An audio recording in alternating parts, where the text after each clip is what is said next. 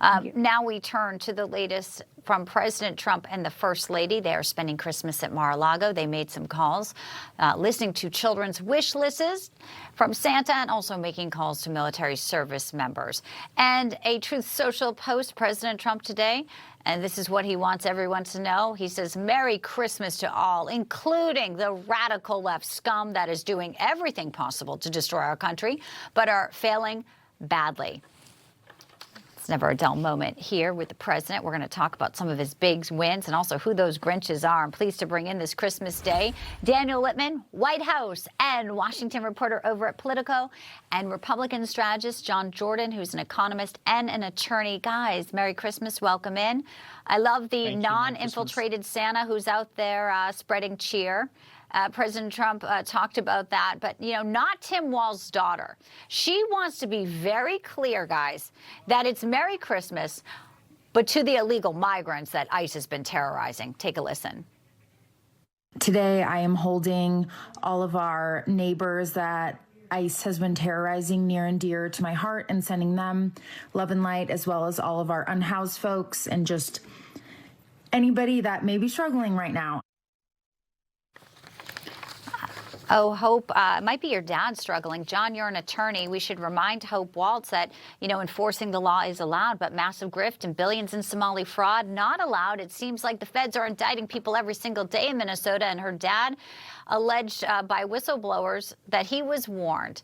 What do you see in 2026 for that story? Well, it's only going to grow as the feds work their way up in this. It's probably going to end up being a monstrous scandal in Minnesota politics. It may take down Keith Ellison, their current attorney general and Democrat firebrand, and it may ultimately cost Tim Walz re-election. I don't think Governor Walz has any criminal liability here, but he is up for re-election. And, you know, the My Pillow guy, Mike Lindell, is running. You never know how that's going to turn out, but a scandal this magnitude isn't going to help. What I wonder is how many of these types of fraud schemes are going out around the country. It can't just be Minnesota. It's got to be a lot of other places, too. And I think that's worth bearing out because waste, fraud, and abuse is something we all pay for. Yeah, absolutely. But what would it be, Daniel, without a little leftist anger on Christmas Day? It never stops, does it? To the Kennedy Center, there was a jazz concert on Christmas Eve. Last minute, they pulled the plug.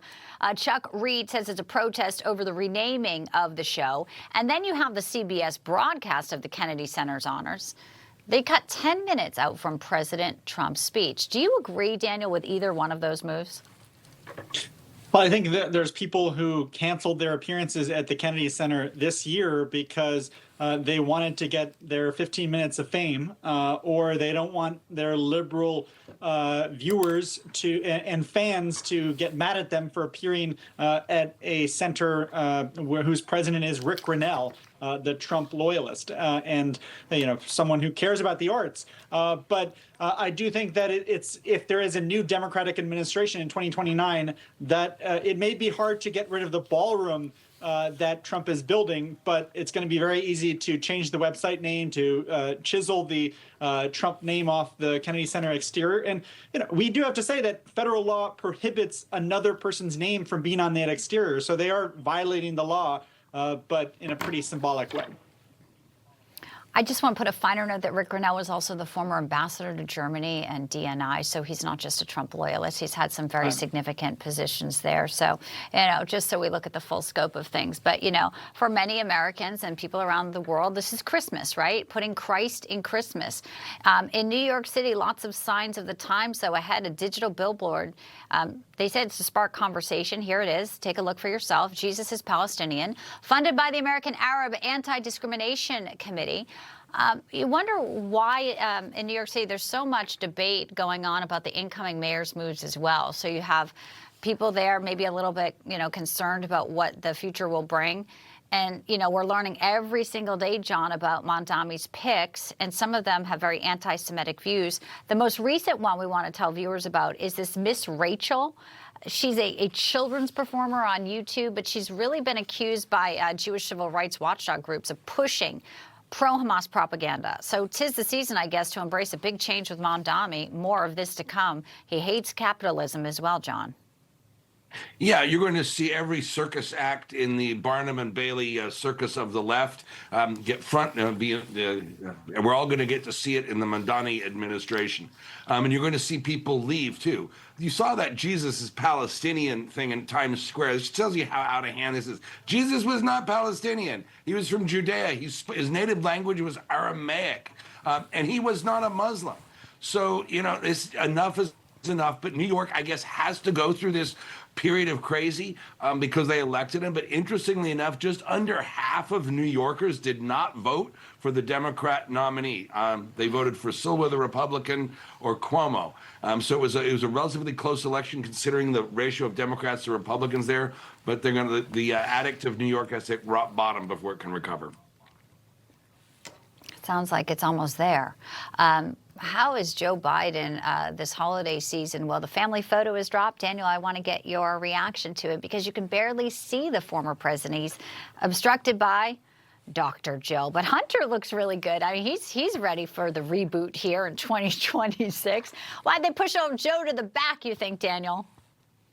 It might have just been, they don't have that official White House photographer on staff anymore. But you also, you have to wonder what their Christmas Eve dinner conversation was last night, because remember, Hunter Biden, he criticized Trump's, Biden's handling of Afghanistan, calling it a disaster immigration. He was not a fan of unchecked immigration in that 5.5-hour podcast interview he did a few days ago. And so you have to wonder if that came up and if what Joe told Hunter there.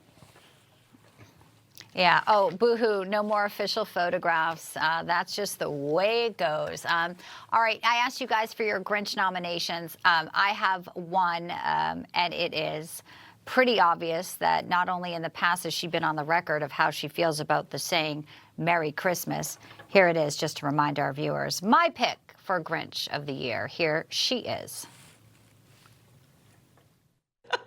Okay. How do you...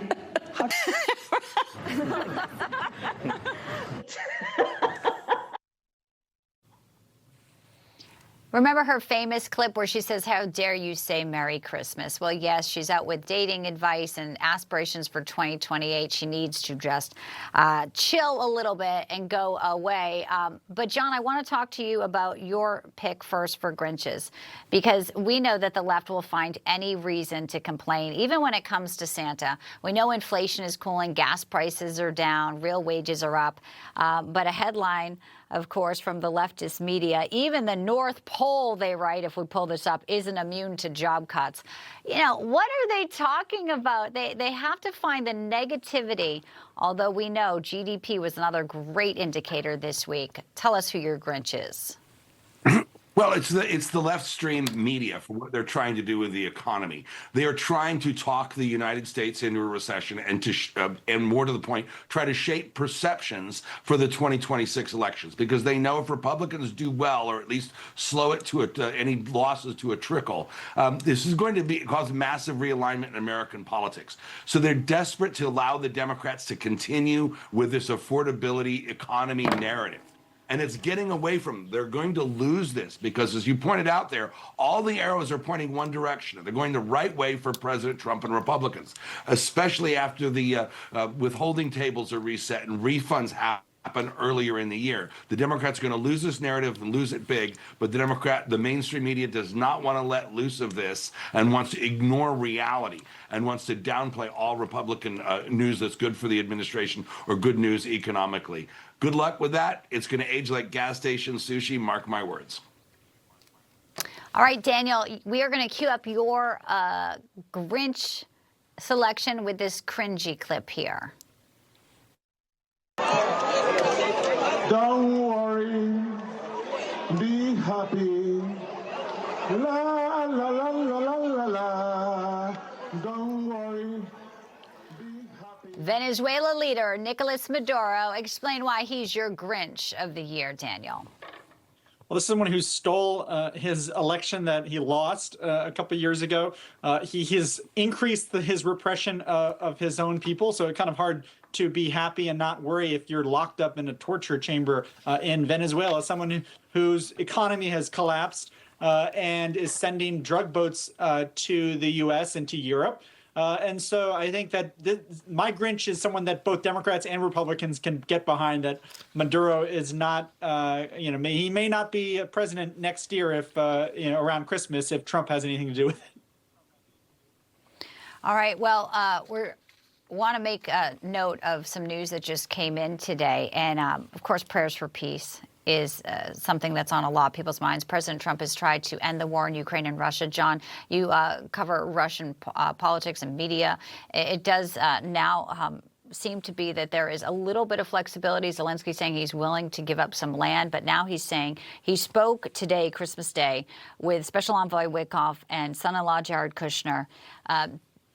Is this a turning point in this issue where we don't think Putin has really wanted to make a deal, but with Zelensky saying he would withdraw troops, and then this demilitarized zone monitored by international forces, do you see a pathway to peace here today?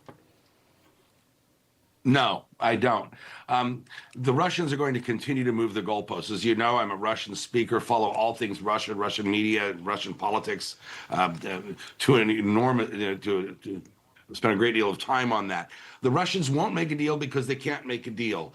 The Russians are way too invested politically, the Russian government, in the incorporation of all four of those oblasts, those provinces, into Russia, enshrining that in the Russian constitution. And they cannot allow Ukraine to occupy any of those. They have to have all four in their entirety. More to the point, even if they had that, they got another problem. They got 750,000 troops, many of whom came out of prisons, poorly trained, and who've been badly mistreated by their own government. I mean, being shot at if they retreated, neglected medically, all kinds of problems. They do not want these 750,000 troops coming home. President Putin well remembers the Prigozhin march on Moscow a few years ago and does not want a repeat of this. They want to keep all those guns pointed at Ukrainians. They do not want them coming home, as they already have a massive violent crime fight right now with the ones who've already come home. It's so sad to hear that. Obviously, there is, diplomacy that is ongoing and efforts. Again, that development that Zelensky is saying he spoke with Witkoff and Kushner. So we'll continue to watch that story as it develops throughout the day, this Christmas Day. I thank you both for being here, Daniel Lippman and John Jordan. Appreciate it. Thanks, Bianca. Merry Christmas. Don't go anywhere.